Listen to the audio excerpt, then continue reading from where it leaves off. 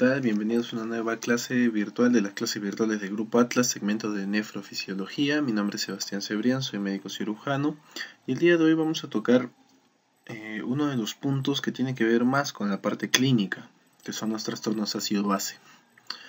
Los trastornos ácido-base son aquellos fenómenos que van a alterar el pH normal del cuerpo y que este mismo organismo se va a defender contra esa alteración en el pH.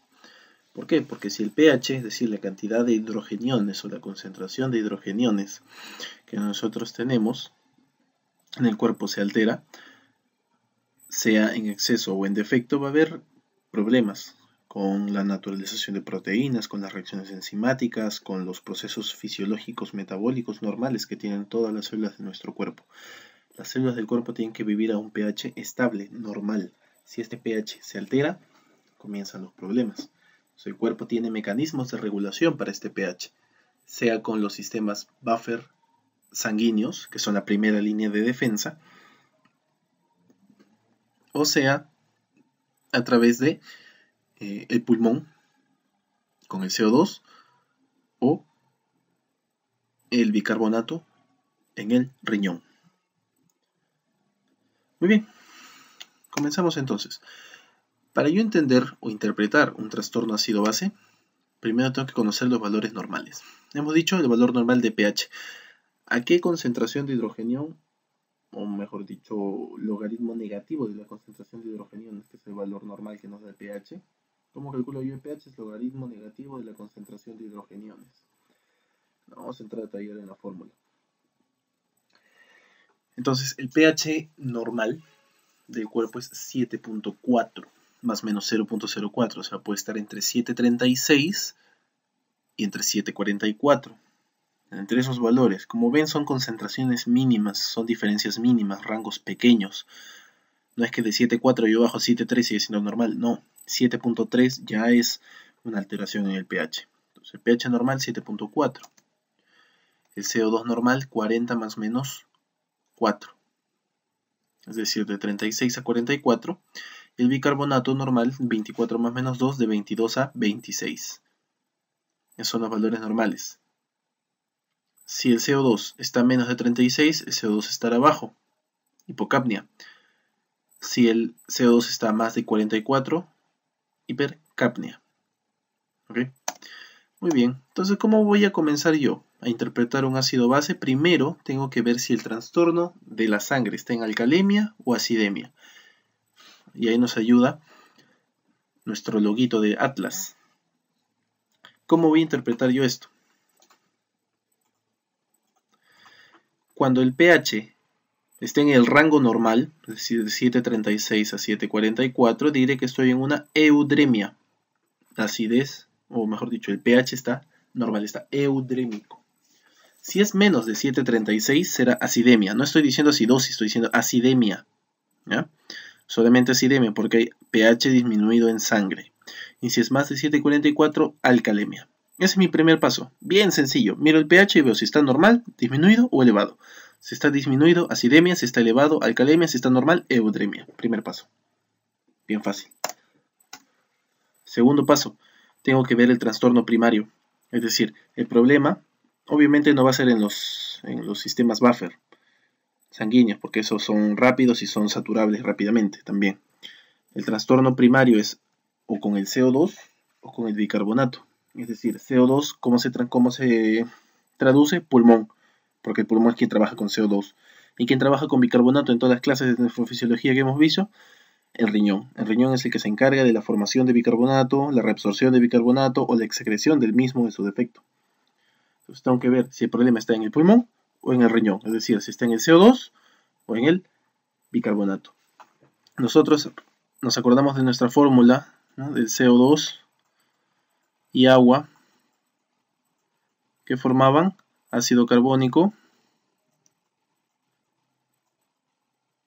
y esto se disociaba en bicarbonato e hidrogeniones, ¿cierto?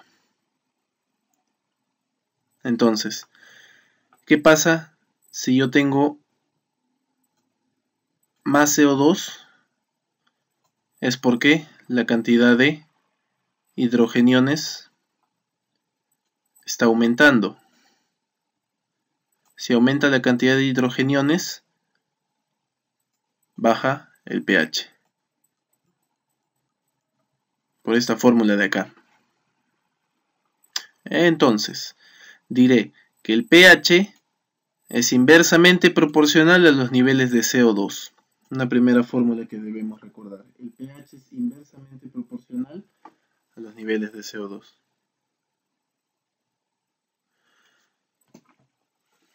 Por lo tanto, si esta regla se cumple, es decir, yo tengo un pH disminuido, veo el CO2 y el CO2 está elevado, entonces cumple esa regla, el trastorno será respiratorio. En cambio, el pH y el bicarbonato van directamente proporcionales, es decir, si el pH está bajo, definitivamente el bicarbonato también debe estar bajo. Si esta regla se cumple, el trastorno será metabólico. ¿Qué pasa si yo encuentro el pH bajo, el CO2 bajo y el bicarbonato bajo? ¿Se cumple esta primera regla? No. Entonces el trastorno no es respiratorio. Me voy al metabólico. pH bajo, bicarbonato bajo. ¿Se cumple? Sí. Entonces el primer trastorno es metabólico. No es respiratorio, me voy al metabólico. Si cumple la relación, es metabólico entonces. ¿Ok? Bien sencillo. Entonces, primero, ¿qué hago? Miro el pH. Segundo, veo si ese pH se ha alterado por el CO2 o por el bicarbonato. Si se ha alterado por el CO2, el pH debe ir inversamente proporcional. Si el pH baja, el CO2 debería subir. Si esa regla y si sube, el CO2 bajar. Si esa regla se cumple, el trastorno es respiratorio. Si no se cumple, voy con el bicarbonato y veo. Si el pH está bajo, el bicarbonato debería estar bajo. Y el pH alto, bicarbonato alto. Si se cumple, trastorno metabólico. Entonces voy a interpretar primero cuál es el trastorno primario. Para el trastorno respiratorio hay una clase de trastorno ácido-base desde el punto de vista respiratorio. Revisen esa videoclase. Ahora vamos a enfocarnos en el trastorno metabólico. Para el trastorno metabólico, yo tenía que ver si esto es acidosis o alcalosis metabólica. Si es acidosis metabólica, voy a calcular el anion gap. ¿Qué es el anion gap? Yo tengo acá aniones y cationes. Aniones y cationes normalmente llevan esta relación. Hay una diferencia, una brecha aniónica que le llaman. Suele haber más iones con carga negativa, perdón, positiva, que con carga negativa. Sí, suele haber más sodio, más potasio que cloro y bicarbonato. Pero hay veces donde la cantidad de aniones que no se miden en la fórmula, porque ¿cómo calculo yo esta fórmula? Acá está sodio menos bicarbonato más cloro. Es decir, aniones menos cationes. Y veo la brecha aniónica, valor normal de 8 a 12. Hay veces donde aumentan los aniones que no se miden con esta fórmula. Uno de los más importantes es el lactato. Entonces va a aumentar la brecha aniónica y yo diré que esa acidosis metabólica tiene un anion gap aumentado, porque hay aniones que están incrementando esta brecha y están generando daño.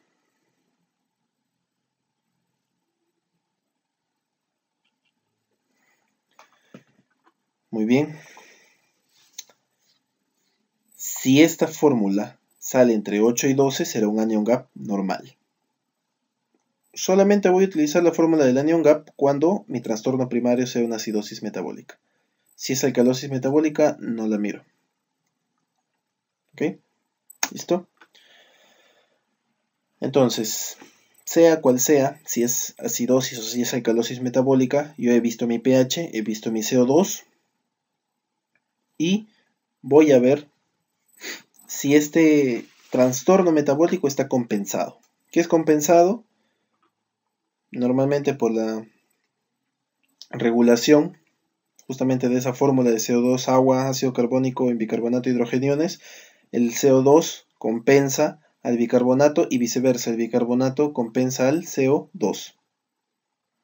Entonces, para que se equipare la fórmula del pH, yo debo trabajar con el CO2 y con el ácido carbónico, bueno, con el bicarbonato.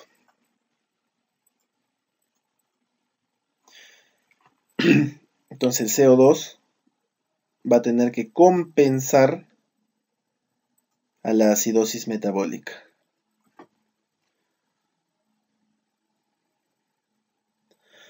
Muy bien. ¿Cómo va a ser esta compensación? Va a ser a través de la siguiente fórmula que tenemos en pantalla. Bicarbonato por 1.5 más 8 más menos 2. Es decir, el bicarbonato que a mí me dan. Si es una acidosis metabólica, el bicarbonato va a estar por debajo de 22. Porque hemos dicho que el valor normal de bicarbonato es 24 más menos 2. Es decir, como valor mínimo 22. Entonces el bicarbonato va a estar en 18, 15, 20, digamos. Digamos que esté en 20. Algo sencillo. 20 por 1.5 es 30. 30 más 8, 38, más menos 2, significa que el rango de mi CO2 esperado debe estar entre 36 y 40. Si yo lo encuentro en ese rango, diremos que la acidosis metabólica está compensada. Si lo encuentro por debajo del valor mínimo, a esa acidosis metabólica yo le estaré agregando una alcalosis respiratoria. Y si está por encima del valor esperado, el CO2, estaré en una acidosis respiratoria. Lo vamos a ver después con las preguntas, con los ejemplos. Por ahora solamente apúntenlo. Entonces, primer paso, ¿cuál era? Ver el pH. Segundo paso, ver el trastorno primario. Si es acidosis respiratoria o metabólica, o si es alcalosis respiratoria o metabólica. El tercer paso es compensación. Tanto en respiratorio como en metabólico, tengo que ver la compensación. En el caso de acidosis metabólica, necesito aprenderme la fórmula. En memoria, bicarbonato por 1.5 más 8 más menos 2. Si este resultado sale por debajo del valor que yo tengo de CO2, o mejor dicho, el CO2 sale por debajo del valor del CO2 esperado, diré que yo tengo alcalosis respiratoria. Y si sale por encima, yo tendré acidosis respiratoria. Espero que se haya entendido. Lo importante es recordar pH, luego compensación y luego la fórmula. Si es acidosis metabólica, utilizar esta fórmula.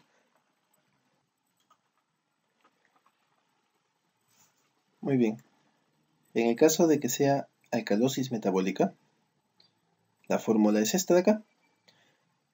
Bicarbonato por 0.9 más 15 más menos 2. Esto es cuando el bicarbonato que a mí me dan es como máximo hasta 40. Si es más de 40, yo voy a utilizar esta fórmula. Bicarbonato por 0.9 más 9 más menos 2. Solamente cambia esto, de 15 a 9, como factor de corrección.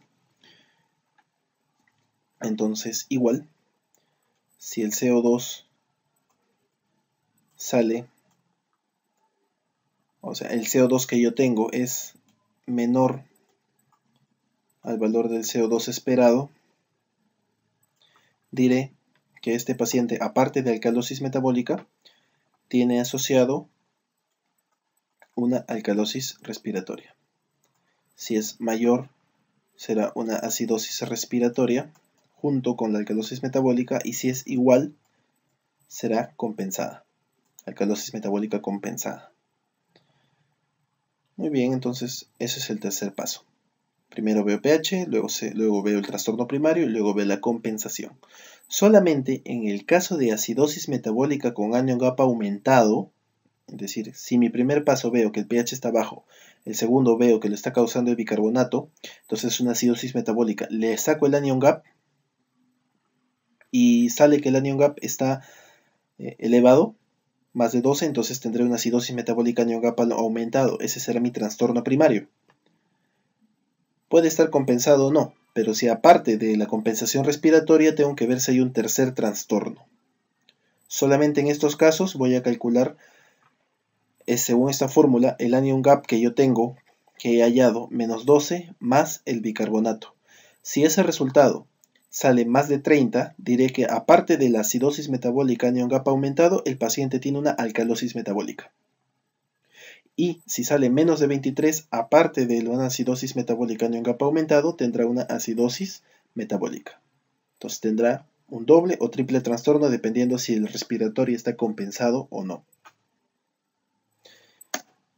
Causas. Todas estas causas de acá. La más frecuente, la más importante, es acidosis láctica, cetoacidosis diabética como causa frecuente, importantísima de anion GAP elevado, también llamado normoclorémico. Y el anion GAP normal, también llamado hiperclorémico. ¿Ok? Muy bien. Causa más importante de acidosis metabólica, entonces anion GAP elevado o normoclorémica, cetoacidosis diabética, acidosis láctica. De anion GAP normal, pérdidas digestivas de bicarbonato. Como baja el bicarbonato, la fórmula de sodio menos bicarbonato más cloro aumenta, entonces el anion GAP suele estar normal porque el cloro compensa, entonces hipercloremia, y eso hace que el anion GAP se mantenga normal. Puede ser por diarreas, puede ser por fístulas pancreáticas o algunas pérdidas renales de bicarbonato, como las acidosis tubulares, que ya hemos visto, la tipo 1, la tipo 2, la tipo 4. Y causas de alcalosis metabólica, pérdida de hidrogeniones por pérdidas digestivas, como vómitos. Entonces, los vómitos me dan alcalosis metabólica, las diarreas me dan acidosis metabólica anion GAP normal. No se olviden, no se confundan. ¿Ok? Pérdidas renales, puede ser por diuréticos de asa, por algunas patologías como síndrome de Bartter, síndrome de Gitelman, síndrome de... todas esas patologías tubulares que ya hemos visto en videos clases anteriores. Algunas alcalosis por contracción por diuréticos de asa, pérdidas gástricas, entre otras. Las más importantes, diuréticos de asa, pérdidas digestivas por vómitos o diarreas con pérdida de cloro. La diarrea con pérdida de cloro o con hipocalemia entran en alcalosis metabólica, pero una diarrea normal, común, suele dar pérdida digestiva de bicarbonato, es decir, da acidosis metabólica. Ahí habría que leer la pregunta para ver a qué se enfocan. Muy bien, con eso vamos a responder las siguientes preguntas. Esta ha venido en el Salud del año 2015. Sistema buffer más importante a nivel renal. Esto ya lo hemos visto anterior, simplemente es para recalcar. A nivel renal, ¿quién era? El sistema fosfato. El bicarbonato es el buffer más importante a nivel extracelular. Las proteínas, junto con el sistema mayor que sería la hemoglobina, es a nivel intracelular. A nivel renal son los fosfatos, no olvidar. Respuesta a la 2, sistema fosfatos entonces. En Salud 2013, un yato aniónico elevado, congruente con yato aniónico elevado, es decir, una acidosis metabólica anion GAP elevado. Eso, bueno, alcalosis metabólica, nada que ver. Edema pulmonar no se relaciona con la patología. Diarrea aguda, hemos visto que nos puede dar una acidosis metabólica sí, pero con anion GAP normal. Cetoacidosis diabética sí, y uso de diuréticos dependiendo del diurético, pero la mayoría como tiacidas suelen dar una alcalosis metabólica. Entonces la respuesta aquí es cetoacidosis diabética. ENAM del año 2010, gestante con vómitos persistentes de 15 días de evolución. Bastante. Ya a este grado, si son vómitos persistentes, la paciente para empezar gestante con vómitos se llama hiperemesis gravídica. No te dice la edad de la gestante, pero normalmente suele aparecer dentro de las 8 o 12 semanas de la gestación. Puede extenderse hasta las 16 por un estímulo hormonal de la placenta. Nuestra paciente está con una hiperémesis gravídica persistente, elevada, 15 días de duración. Probablemente esta paciente tenga más de un trastorno, no solamente con el AGA, sino también a nivel de otros metabolitos. Por eso es que es encefalopatía de Wernicke. Y acude a emergencia, donde tiene un AGA. Vemos acá, pH 7.45, bicarbonato de 30 y CO2 de 44. Trastorno ácido base. Aquí te la ponen fácil porque te piden trastorno primario nada más. pH, o como vemos nosotros, ¿qué es lo primero que vemos? pH. pH está elevado, normal o disminuido. Hemos dicho que lo normal es hasta 7.44. Está en 7.45, está elevado. Entonces, ¿qué tendrá? Una alcalemia. Descarto acidosis respiratoria entonces. Descarto acidosis renal, acidosis metabólica. Luego de eso, ¿qué miro? El trastorno primario, que es lo que me están pidiendo acá. ¿El trastorno primario es el bicarbonato o es el CO2? Entonces ahí tengo que ver. Segundo, trastorno primario. Si el CO2 y el bicarbonato, ¿cómo se comportaban con el pH? En este caso, el pH está elevado, por ende, el CO2 era inversamente proporcional, el CO2 debería estar bajo. En cambio, si el pH está elevado, el bicarbonato era directamente proporcional, entonces también debería elevarse.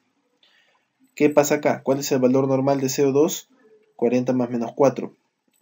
Tiende a estar elevado. Entonces, ¿será respiratorio? No. ¿Qué me queda? Bicarbonato. Bicarbonato en 30, valor normal hasta 26. ¿Está elevado? Sí. ¿Concuerda? Sí. Respuesta, alcalosis metabólica. ¿Vieron? Sencillo, sabiendo simplemente los pasos de lectura de un análisis de gases arteriales. ENAN del año 2011. Un varón de 60 años, hipertenso, en tratamiento con diuréticos tiacídicos. Ya por eso podemos más o menos sacar la respuesta. Tiene hiponatremia, hipocloremia e hipopotasemia. ¿Cuál es el trastorno del equilibrio ácido-base más frecuente?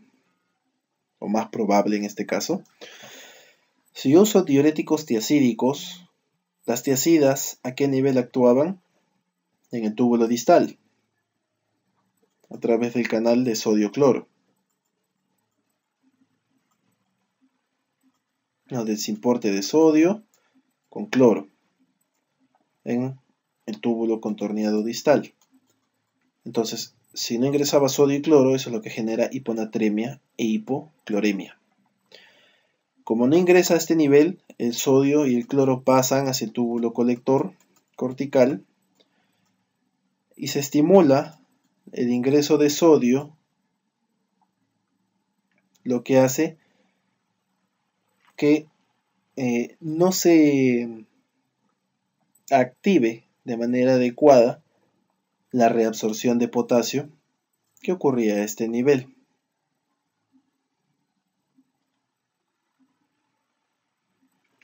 Entonces, por eso es que también ocurre hipocalemia, hipopotasemia. Todo eso lo hemos visto en la clase anterior. Ustedes dicen, ¿cuál es el trastorno de equilibrio ácido-base? ¿Qué trastorno ácido-base nos daba los diuréticos tiacídicos? Si no se... si hay hipocalemia, es decir, si el potasio está disminuido en sangre, significa que se ha excretado más. Y como se ha excretado más, el hidrogenión también se ha excretado en la célula intercalada. Entonces la alcalosis metabólica se va a relacionar con la hipocalemia. ¿Qué me causa los diuréticos tiacídicos? Alcalosis metabólica. Esa es la explicación fisiológica de por qué los tiacídicos generan alcalosis metabólica. ¿Ya? Residentado 2013. ¿Cuál es el pH normal de sangre venosa? Por el efecto Bohr que hemos visto, o que deben haber visto en hematofisiología, la sangre venosa suele tener un pH menor que el de la sangre arterial, que normalmente es de 7.4. El pH normal de sangre venosa es de 7.35. ¿Okay? Como dato teórico, porque deben conocer también la diferencia de pH y de gases que hay entre la sangre venosa y arterial. Los valores que hemos dado al inicio son de sangre arterial, justamente porque es un análisis de gases arteriales. Muy bien, tenemos la siguiente pregunta, residentado 2014, una mujer de 52 años con un diagnóstico de úlcera pilórica. Tiene vómitos a repetición, nos están dando más o menos la orientación, una semana de evolución, ingresa deshidratada, una presión que tiende a la hipotensión, un sodio de valor normal, con tendencia a la baja, potasio también con tendencia a la baja, cloro bajo, bicarbonato en 42, pH 753, CO2 53, te dan todos los valores, pero ¿qué es lo que te piden? Trastorno ácido base. Entonces, ¿tú en qué te vas a centrar?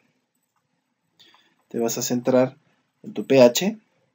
Primero, primer paso, pH. Nuevamente, pH ¿cómo está? Aumentado. Muy bien. Entonces tenemos ya hasta ahorita una alcalemia. Descarto acidosis hipoclorémica. Descarto acidosis metabólica. Y bueno, bicarbonaturia paradójica no puede ser porque más bien el bicarbonato está elevado. Si fuera bicarbonaturia, eso debería estar disminuido. 2. Miro mi trastorno primario, CO2 y bicarbonato. CO2 y bicarbonato. Si el pH está elevado, el CO2 ¿cómo debería estar? Bajo. Y si el pH está elevado, el bicarbonato debería estar elevado. Entonces miro, el CO2 ¿cómo está? Elevado, porque su valor normal es hasta 44, 45. Entonces, ¿el trastorno será del CO2? No. Bueno, no había alcalosis respiratoria, pero si hubiera habido, descartada. Miro el bicarbonato está elevado. Sí, está en 42. Entonces, ¿puede ser una alcalosis metabólica? Sí puede ser. ¿Puede ser una alcalosis mixta? También. Primero tengo que ver qué cosa. La compensación, el CO2 esperado. Para eso utilizaba mi fórmula, ¿no? El CO2 esperado era igual al bicarbonato que me dan, que es 42 por 0.9. Todo eso sumado con 15 si era menos de 40, pero como es más de 40, está en 42. Le voy a sumar solamente 9. Y eso más menos 2. Esa era mi fórmula. Muy bien, entonces utilizamos nuestra calculadora.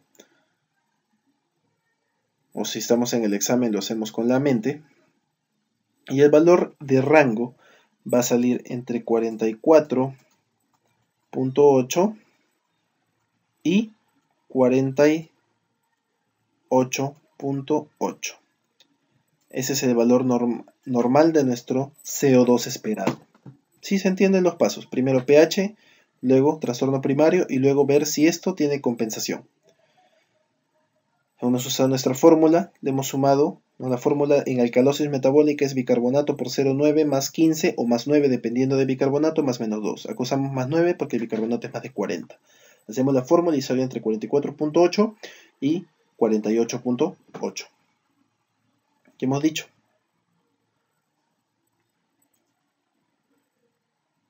Si este resultado, es decir, si el CO2 está por debajo del CO2 esperado, será una alcalosis respiratoria. Aparte, es decir, es una alcalosis metabólica descompensada con una alcalosis respiratoria. Si está por encima de nuestro valor, será una alcalosis metabólica con una acidosis respiratoria. Es decir, una alcalosis descompensada, una alcalosis metabólica descompensada. Acá en cuanto está en 53, entonces no es alcalosis mixta. Acá se ha marcado mal la clave. La respuesta correcta es alcalosis metabólica a secas o alcalosis metabólica descompensada. ¿Por qué descompensada? Porque está sobre el valor del CO2 esperado que yo debería tener. Está por encima. Si está por encima es acidosis respiratoria. Es una alcalosis metabólica descompensada con una acidosis respiratoria. ¿Ok? Muy bien, espero que se haya entendido.